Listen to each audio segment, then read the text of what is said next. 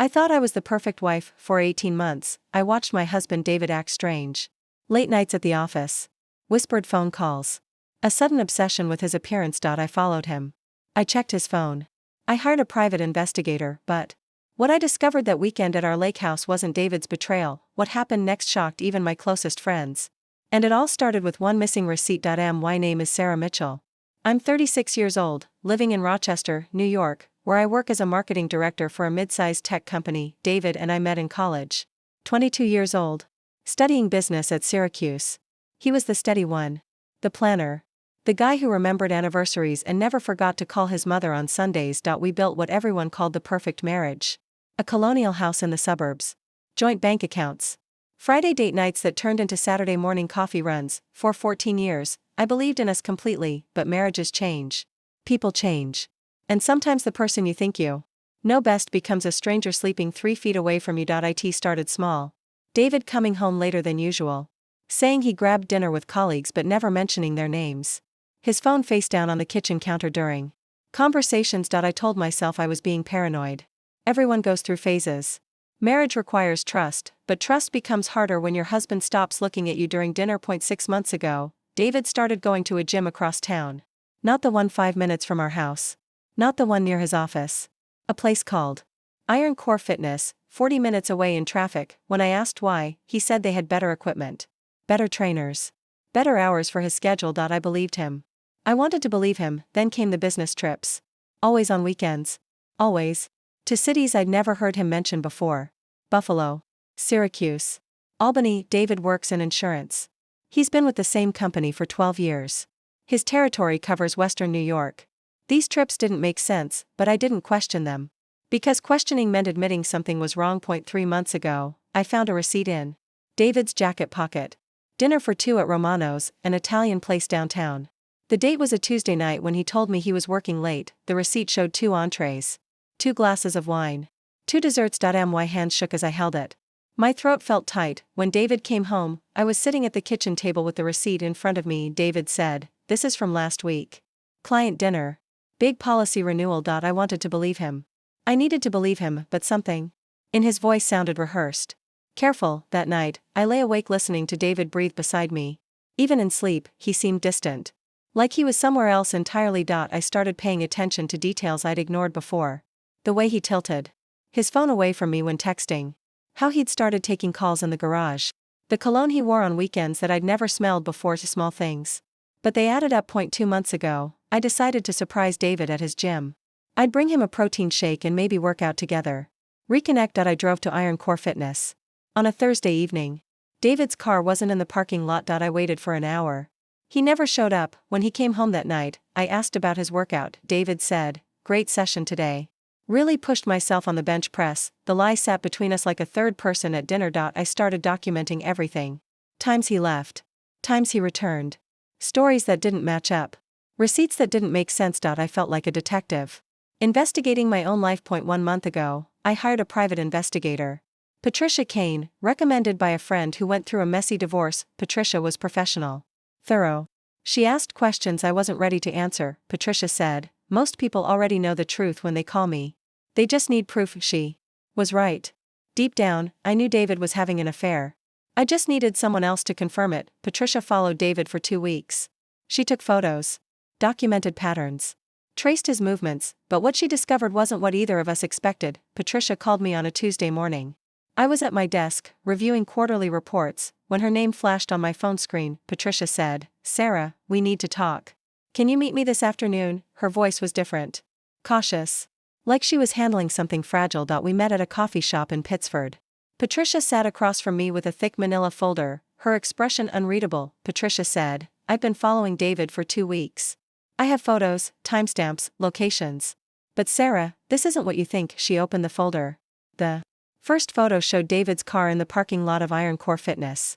The timestamp read 7:15 p.m. last Thursday. Patricia said, "He actually does go to the gym. Every Tuesday and Thursday. Same time, same routine." She flipped to the next photo. David entering a grocery store in Brighton. Patricia said, "He stops here after the gym. Buys the same things every week. Protein bars, bananas, bottled water." I stared at the photos, confused. This wasn't the story I'd prepared myself to hear, Patricia said. The restaurant receipt? Romano's? I checked with the manager. David paid for dinner, but he ate alone. He ordered 2 meals because he was picking up takeout for someone else. My chest tightened. Patricia continued flipping through photos. Patricia said, the weekend trips? I tracked him to Buffalo last Saturday. He went to Roswell Park Cancer Center. Spent 3 hours in the oncology wing. The world tilted. I gripped the edge of the table. Patricia said, Sarah, I think your husband is hiding something. But it's not an affair. She handed me a final photo.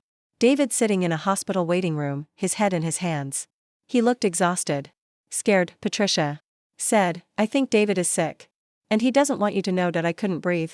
For months, I'd been preparing for betrayal. I'd imagined another woman. Secret meetings. Lies about love. This was worse, Patricia said. I can dig deeper if you want. But maybe you should just ask him. I drove home in a daze. David's car was already in the driveway. Through the kitchen window, I could see him making dinner. Moving slowly, like every step required effort. I sat in my car for 20 minutes, staring at the man I'd married. The man I'd suspected of cheating. The man who was apparently fighting for his life while protecting me from the truth. When I finally went inside, David smiled at me. The same smile he'd given me for 14 years. But now I could see the exhaustion behind it. David said, how was your day? I almost told him about Patricia. About the photos. About the terrible relief of knowing he wasn't having an affair. Instead, I said, fine. Just the usual, and that's when I realized the truth. I wasn't relieved. I was disappointed. For months, I'd been living a double life. While David was at the gym, I wasn't home planning dinner or catching up on work. I was with Marcus Chen, a graphic designer I'd met at a client meeting 6 months ago. Tall, funny, 15 years younger than me. He made me feel interesting again.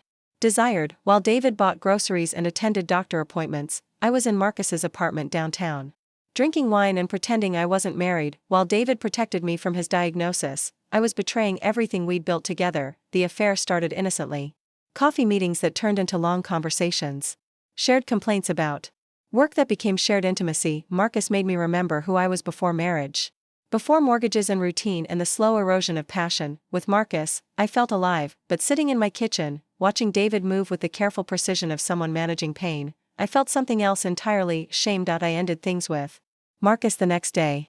Met him at his apartment and told him I couldn't continue. Marcus said, what happened? Did your husband find out? I couldn't explain that my husband was dying while I was playing house with someone else. That I'd spent months investigating a man who was protecting me from the worst news of our lives. Marcus said, Sarah, you're not happy. I can see it. You deserve more than whatever you have at home. He was right. I wasn't happy. But happiness felt like a luxury I no longer deserved. I went home and tried to be the wife David needed. I cooked his favorite meals. I suggested we watch movies together. I reached for his hand during dinner, but David was pulling away. Not because of another woman. Because of a battle he was fighting alone. 2 weeks later, I found a prescription bottle in David's jacket pocket. Ondansetron. Anti-nausea medication. The same drug my mother took during chemotherapy. I googled David's doctor. Dr. Elizabeth Morrison. Oncologist at University of Rochester Medical Center. Everything clicked into place. The weight loss I'd attributed to his new gym routine.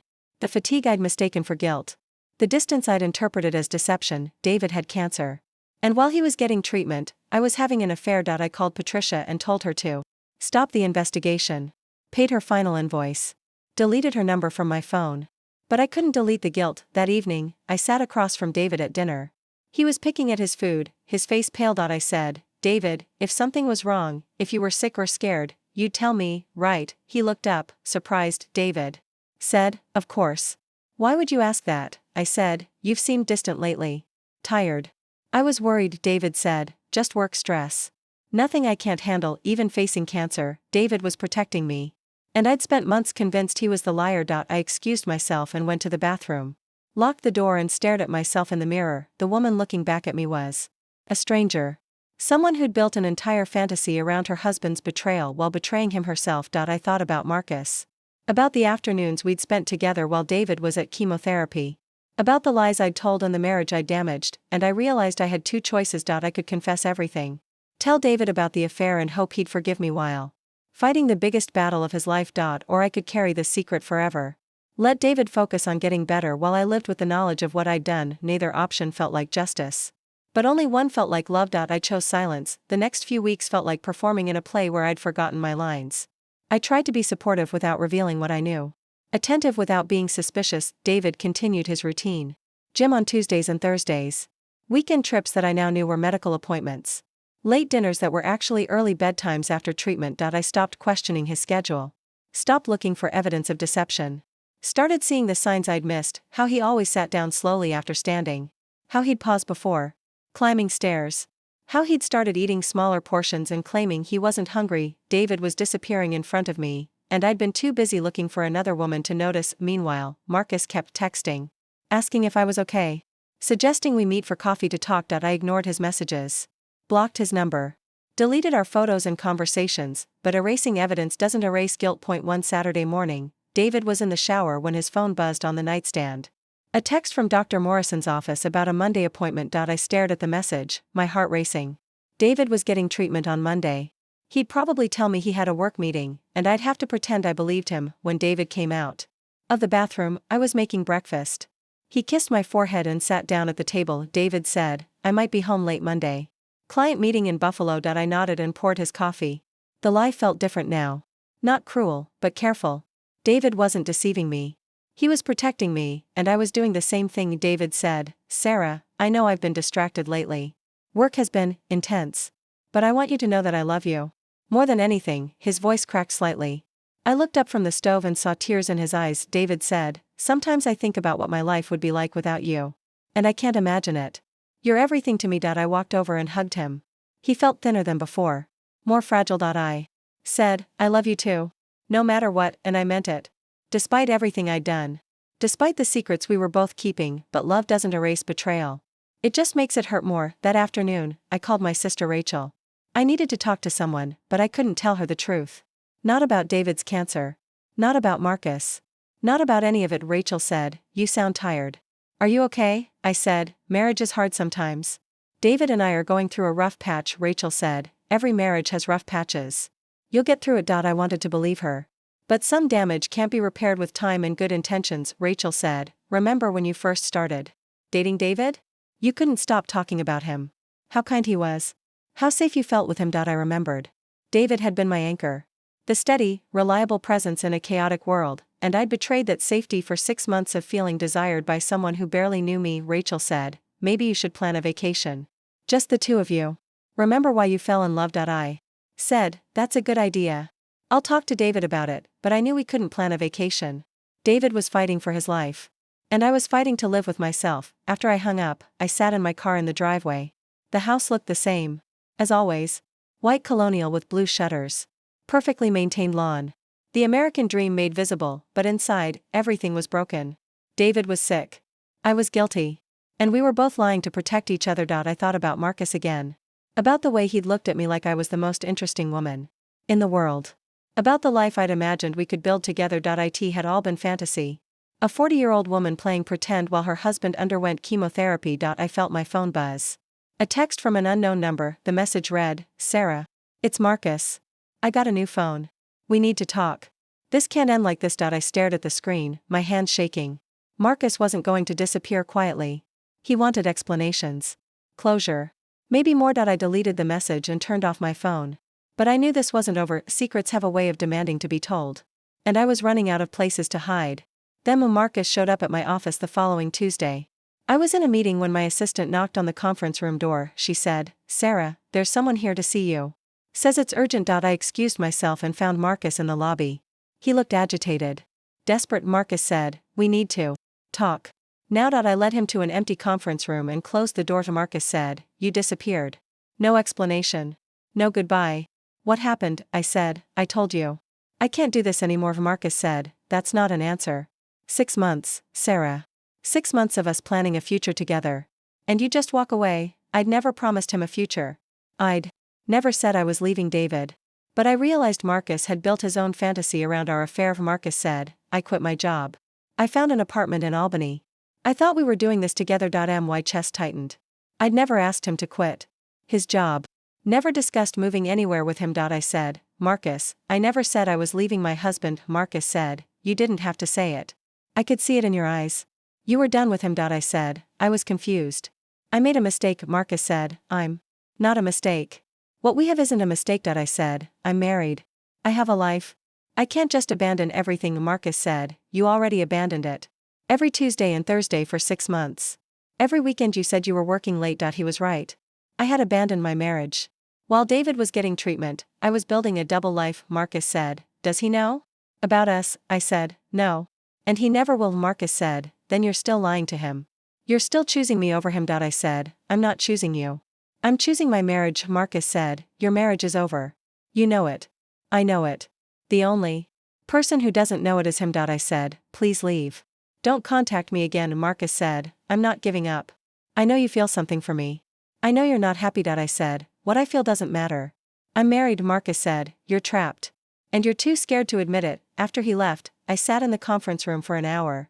My hands were shaking. My mind was racing. Marcus was right about one thing.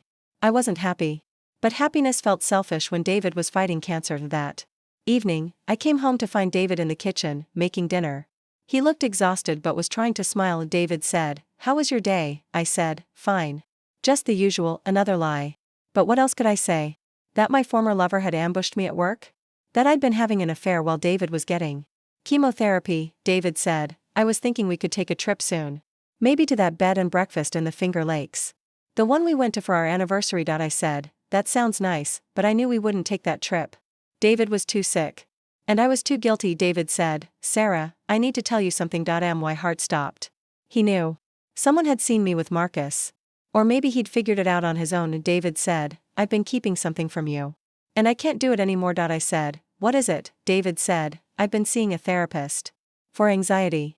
The stress at work has been overwhelming, and I didn't want to burden you with it. I felt relief and shame in equal measure. David's secret was innocent. Mine was destroying everything we'd built. David said, I know I've been distant. I'm sorry. I'm trying to get better. I said, you don't have to apologize. I understand stress. David said, I love you. I know I don't say it enough, but I do. I said, I love you too, and I meant it.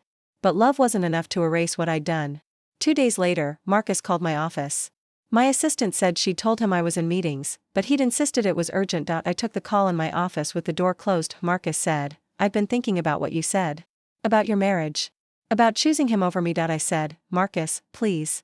This has to stop. Marcus said, I did some research. Your husband works for Mutual Life Insurance. I called their main office. Asked about David Mitchell. My blood turned cold. Marcus said, interesting thing about insurance companies. They're very protective of their employees' privacy. Unless you're a family member or have a legitimate business reason for asking. I said, what did you do? Marcus said, I told them I was calling about a claim. That David Mitchell had been involved in an accident. They transferred me to his supervisor. I said, Marcus, stop. Marcus said, his supervisor told me David's been on medical leave for 2 months. Interesting, since you said he's been working late and traveling for business. I couldn't breathe. Marcus had discovered David's lie. Which meant he was getting close to discovering mine. Marcus said, so either your husband is lying to you about being sick, or you're lying to me about why you can't leave him. I said, this conversation is over. Marcus said, I'm not going away, Sarah. I deserve the truth. I said, you deserve nothing. What we had was a mistake. Accept it and move on. Marcus said, if you don't meet me tomorrow, I'm calling your husband. I'm telling him about us. I said, you wouldn't. Marcus said, try me. The line went dead. I sat in my office, staring at my phone. Marcus was going to destroy everything. David would learn about the affair while fighting cancer. Our marriage would end. And it would be my fault. I had 24 hours to decide what to do. That night, I couldn't sleep. I lay next to David, listening to his breathing, knowing this might be one of our last peaceful moments together. David woke up around 3 a.m. He was sweating and looked nauseous. David said, I don't feel well. I think I have the flu. I said, should we call a doctor? David said, no. It's just a bug. I'll be fine. But I knew it wasn't the flu. It was his treatment. The cancer treatment he was hiding from me. I helped him to the bathroom. He was shaking. Weak. David said, I'm sorry. I hate being sick. I said, don't apologize. Let me take care of you. I made him tea. Found anti-nausea medication in his jacket pocket. Sat with him until he fell back asleep, and I realized something.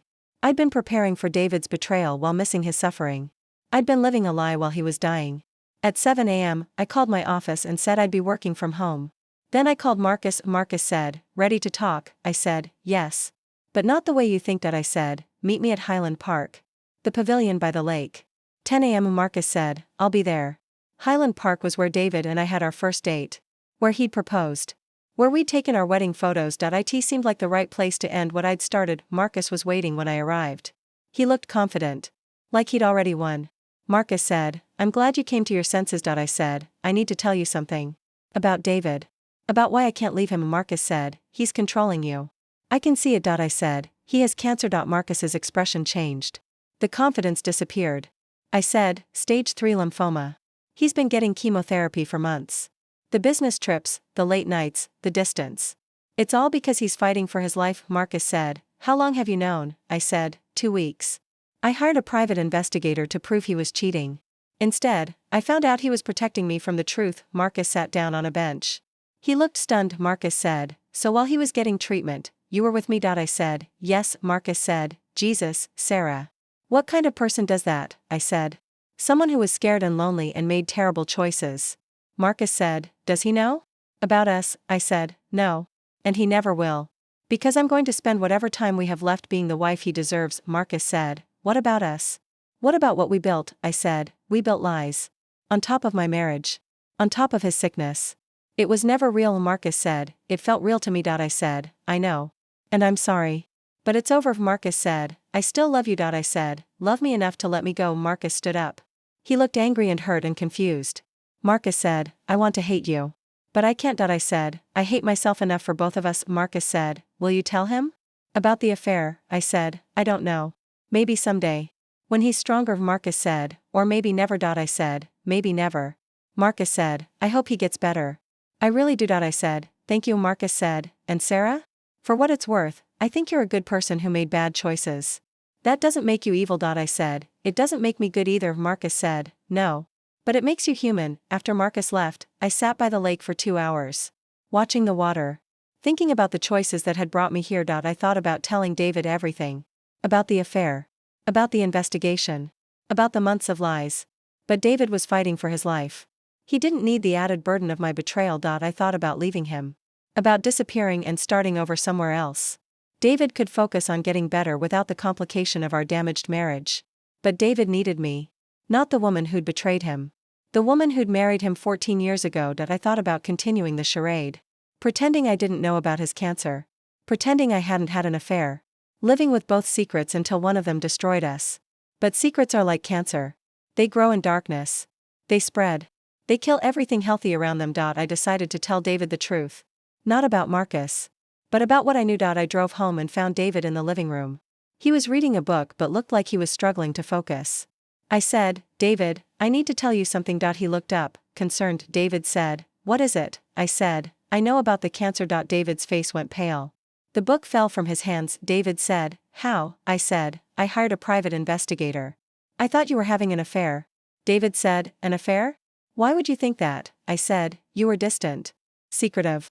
I jumped to conclusions. David said, "Sarah, I would never cheat on you." "Never." I said, "I know that now. But I was scared. And I made a terrible mistake." David said, "What kind of mistake?" This was the moment. The choice between honesty and protection. Between truth and love. I said, "I didn't trust you. I should have talked to you instead of hiring someone to follow you." David said, "You were protecting yourself." "I understand." I said, "I'm sorry. For not trusting you. For making you go through this alone." David said, "I was trying to protect you. I didn't want you to worry." I said, "Your job is not to protect me from your cancer. Your job is to let me help you fight it." David started crying. I held him while he sobbed. David said, "I'm scared. I'm so scared." I said, "I know. But you're not alone anymore." David said, "I thought I was going to die without you knowing how much I love you." I said, "You're not going to die. And I know how much you love me." David said, "How can you forgive me for lying?"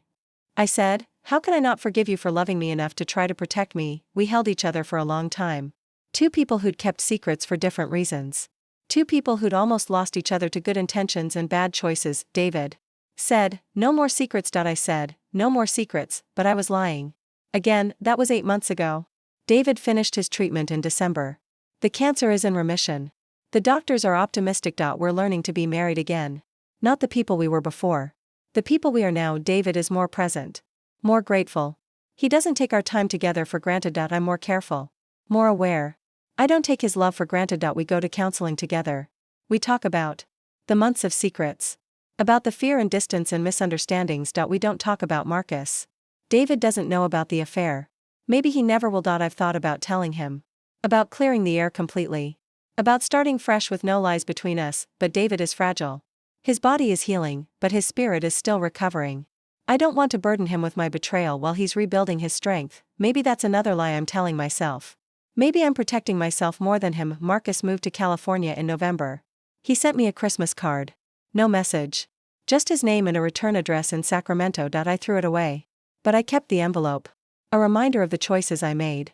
The damage I caused. The secret I still carry. Some nights, I lie awake thinking about what would have happened if I'd told David the truth.